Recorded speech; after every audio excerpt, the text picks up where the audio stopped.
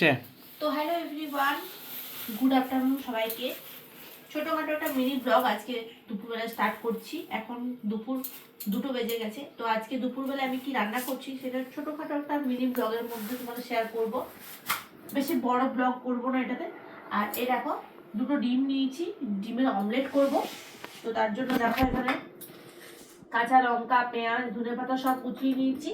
এটা হচ্ছে কি ডিমের অমলেট করবো। এখানে হচ্ছে কি আলু মাখা আছে পেঁয়াজ দিয়ে। এখানে ডাল হয়ে গেছে কমপ্লিট, বেটুর খাওয়া হয়ে গেছে। আর এদিকে চলো তোমার দেখায় আমি আজকে দুপুরবেলা কি তরকারি করছি। একটা সবজি না হলে তো খাওয়া যাবে না দুপুরবেলা।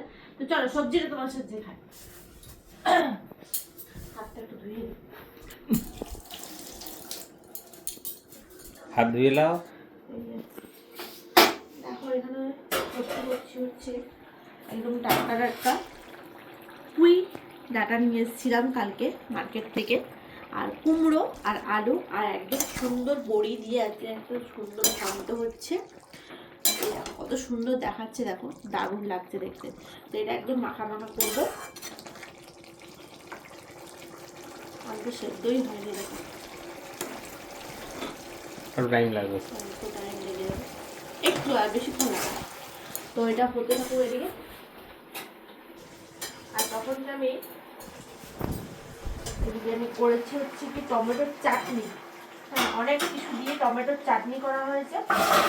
মানে প্রত্যেক দিন টমেটোর চাটনি চিনি নষ্ট হচ্ছে বিশেষ করে।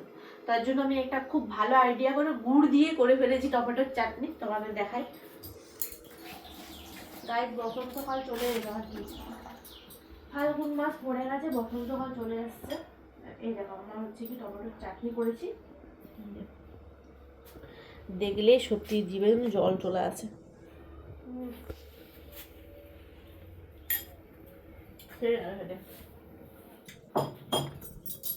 এটা নিজে করে করে নিজেই খাওয়া মনে হয় মাঝে মাঝে নাকি?